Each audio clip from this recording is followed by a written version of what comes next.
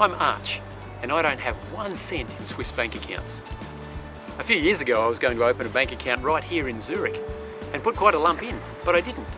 You want to know why? Well, let me tell you a story about 2 men who lived on the same street. One was a rich man, and he lived in a huge mansion with all the latest furnishings. The other man was relatively poor and lived just a few doors up in quite a humble little home. Well, as happens to all of us, both men died, and so the story goes, they went straight to heaven, and St. Peter was there waiting at the gates, and he said, "Welcome, gentlemen, come on in, and let me take you to your eternal homes, the places that you're going to live in forever." And the men were pretty excited, and so they headed off with St. Peter into town, and as they walked up the street, they came across this massive mansion. It was just huge. And St. Peter turned to the poor man and said, "This is your home for eternity." Well, the man was just shocked. He didn't know what to say.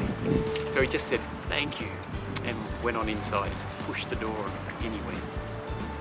Meanwhile, St. Peter and the rich man continued up the street a couple of doors and came across quite a humble little home.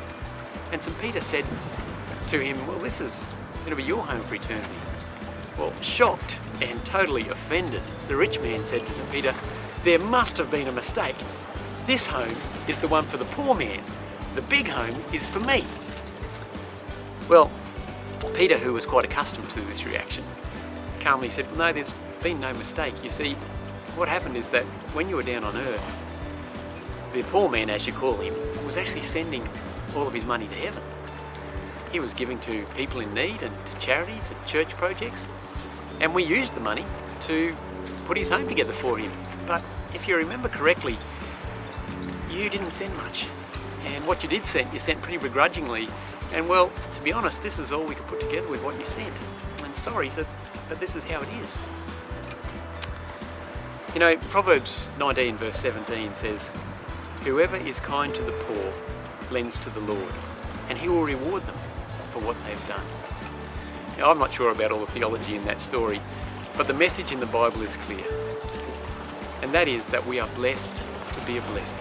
We're not blessed so that we can hoard it up and spend it all on ourselves. We're blessed so that we can pass it on to others in need. We each need to open a bank account, not here in Zurich, but in heaven. And we do that by opening our heart's door to Jesus, letting him in.